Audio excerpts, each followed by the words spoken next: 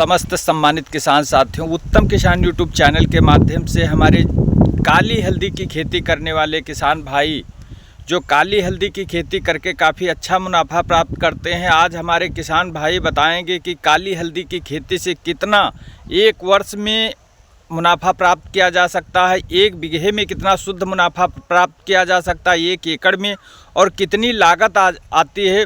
और हमारे साथ में उत्तम किसान यूट्यूब चैनल के माध्यम से बछरावा ब्लॉक जनपद लखनऊ के कुछ किसान भाई भी काली हल्दी की खेती देखने आए हैं, उनका भी साक्षात्कार होगा, वो भी अपना परिचय और अनुभव बताएंगे।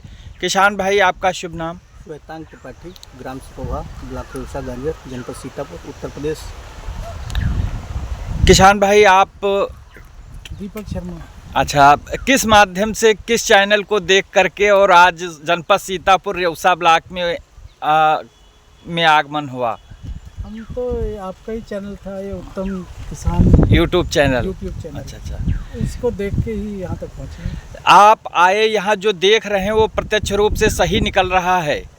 हाँ, तो सही है। जो मान लो उत्तम किसान यूट्यूब चैनल किसी को जानकारी देता, जैसे जिमीकंद की खेती के बारे में या काली हल्दी की खेती के बारे में, और आप तो दूर दराज से चलकर आए हैं, यहाँ पर प्रत्यक्ष रूप से सही साबित हो रहा।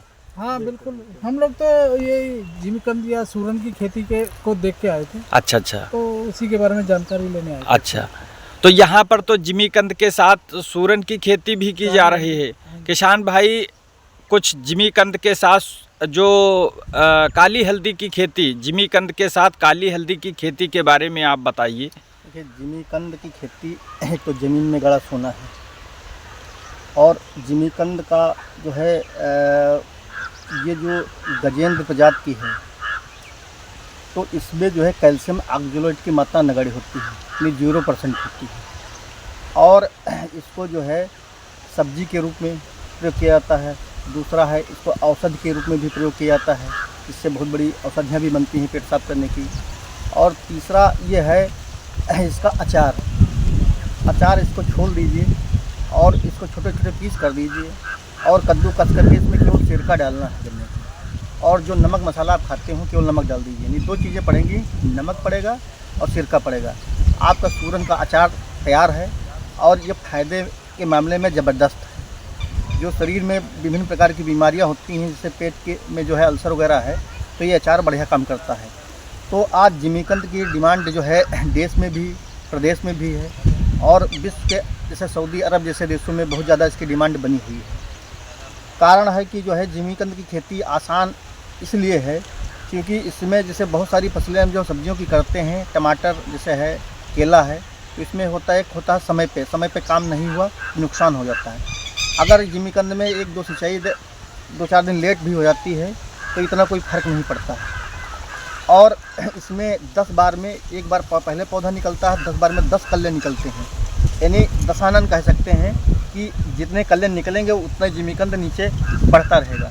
तो यदि एक कल्ले में यदि रोग बीमारी, पहली बार में इसमें रोग बीमारी आती नहीं, यदि आ भी गई तो ये कल्ला गिर गया तो दूसरा निकल आया, यानी आपने उसके अंदर कोई सह फसल लेनी है, यदि टूट जाता है किसी प्रकार से तो फिर उसमें कल्ला दूसरा निकल आता है। तो आज जिमीकंद और काली हल्दी का समय लगभग जो है 15 फरवरी से 15 मार्च है, और काली हल्दी का समय होता है अप्रैल। तो हम इसको जो है जिमीकंद की बिजाई जो है हम 15 मार्च तक करते हैं। तो जिमीकंद का तरीका ये होता है, जैसे हमारा खेत है, हमने तैयारी की उस खेत में, तो खेत में हमने लगभग हमारा जो है 1 एकड़ का उधर खेत है, लगभग 1.25 एकड़ का, तो बाँस भी लगे हुए हैं, तो उसमें हमने खेत की तैयारी की है।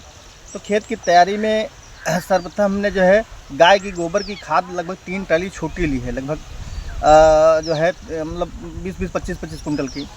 और उसी में हमने जो है 50 लीटर गौमूत्र, 50 लीटर भैंस का मूत्र उसमें मिलाया है, और 2 कुंटल जंगल की मिट्टी, 2 कुंटल नदी की बालू, जो घाघरा हमारे यहाँ है, क्योंकि बालू में जो है सिलिका कण पाए जाते हैं जो कैल्शियम की आपूर्ति करते हैं, एक सूक्ष्म तत्व होता है। तो और जो है तालाब की मिट्टी, और उसमें हमने ट्राइकोडर्मा, बेबेरेबसना, सोडोमोनास, जो भारत सरकार, हमारी उत्तर प्रदेश सरकार हमारी 75% कृषि रक्षा इकाई पे सब्सिडी पे देती है, उन कल्चर को लेकर के हम गोबर की खाद जहाँ पे भरी जा रही थी ट्राली में, वहीं मैं स्वयं खड़े होकर उस पर हमने बिखेर दिया और फिर वो चीज़ ला करके हमने खेत में बिखेर दिया खाद को है। और बिखेर करके हमने जीवामृत 200 लीटर बनाया। अभी कल ही हमने उसमें है सुबह 4 बजे से पानी लगाया, जीवामृत सारा उसमें डलवा दिया है। हमारा जो है खाद की जितनी भी गर्मी सब डाला है, ये सब गर्मी ठंडा खेत हमारा हो जाएगा। और फिर उसको जो है हम फावड़े से, क्योंकि हमारा बागवानी का थोड़ा खेत है तो उसमें हम टिलर से जुताई करेंगे और फावड़े से बिजाई करेंगे। और अन्य किसान भाई खेत को जो है 2 हैरों की क्रॉस जुताई और उसमें पाटा चला दें और उसको जो है पलेवा करें। पलेवा के साथ में गौमूत्र है, भैंस का मूत्र है, राख है, जो आपके संसाधन गांव के आसपास जो आपने इकट्ठा किए हों। ऐसा कोई ज़रूरी नहीं है कि इसमें से सभी हों।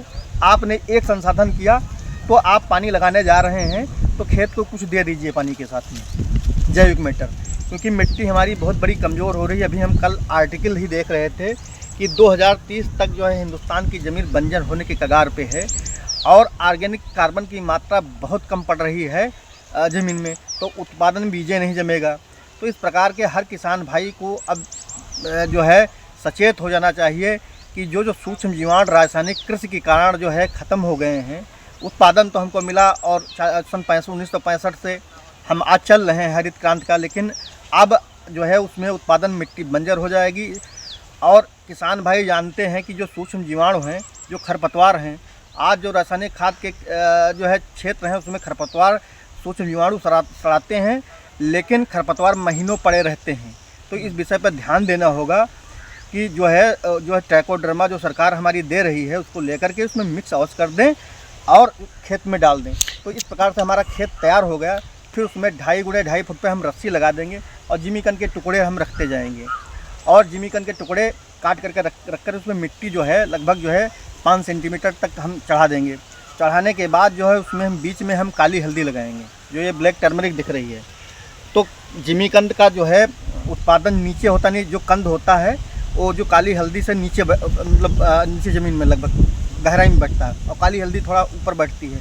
तो बीच में एक लाइन हम काली हल्दी की डाल देंगे और किसानी इसकी हम डबल कर देंगे।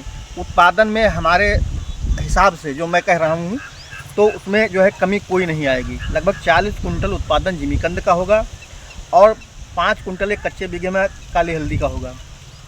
तो अब आते हैं जिसमें सिंचाई, क्योंकि आपने पलेवा कर दिया, इतना सिस्टम कर दिया, तो आप 20 मई से पहले इसमें जो है पानी नहीं लगेगा और आपके 10 से 15 मई तक आपकी जो है जो बिजाई आपने 15 मार्च को जो जिमीकंद किया तो लगभग 5-6 दिन बिजाई में लग जाएंगे। फिर 2-4-5 दिन और सुस्ताएंगे। फिर काली हल्दी की बिजाई अब आप 25 मार्च से कर दीजिए, अप्रैल में वो मिल जाएगा आपको। तो दोनों के समय जो है क्लियर हो जाएंगे। तो उसके बाद इसका जमना शुरू होगा। काली हल्दी आप 8 दिन में जमा शुरू हो जाएगा और 20-25 दिनों में जम के फिट हो जाएगी। जिमीकंद का जो है जमाव जो 15 दिन में अंदर हो जाएगा और निकलेगा लगभग जो है 1-1.25 महीने के बाद, जो है लगभग वही 10-12 मई तक जो है निकलेगा। तो उस समय जो हल्का फुल्का खरपतवार हो तो निराई कर दीजिए। निराई के बाद जो है 5-6 दिन खेत पड़ा रहे, सूख जाए, क्योंकि आपने पलेवा कर रखा है तो ज़मीन के अंदर नमी बनी रहेगी। गोबर की खाद डाल रखी है और ये सब कल्चर डाल रखे हैं तो स्थिरता बनी रहेगी। फिर उसमें 4-5 दिन बाद खेत सूख जाए। सूखने के बाद उसमें आप पानी दे दीजिए। पानी के साथ में आप गौमूत्र तैयार है, भैंस का मूत्र तैयार 50 लीटर जो है प्रति एकड़ के हिसाब से और 20 लीटर एक कच्चे बीघे के हिसाब से, और जीवामृत तैयार है, और या अन्य कोई इसे नहीं है तो सीरे तैयार है 10-12 किलो, तो पानी के माध्यम से दे दीजिए। तो सीरा क्या करेगा, इसमें अमीनो एसिड टाइप के बहुत सारे जो उसमें तत्व होते हैं तो हमारे कल्लों की संख्या फुटाव में मदद करेगा।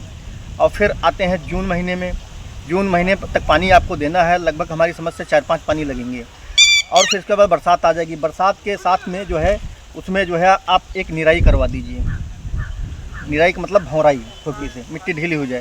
साथ में जो है क्योंकि हम जैविक खेती कर रहे हैं तो हमको जो है नाइट्रोजन वाले जो है खलियाँ देनी पड़ेंगी। जैसे नीम की खली है और जो है बिनौला की खली है, सरसों की खली है, तो मात्रा के हिसाब से आप दे दीजिए खेत में।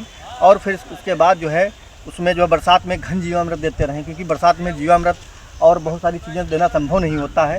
तो आप घन जीवामृत उसमें बरसात के समय आप दे सकते हैं। फिर सितंबर में एक मिट्टी चढ़ाई होगी तो खुरपी से चढ़वा दीजिए।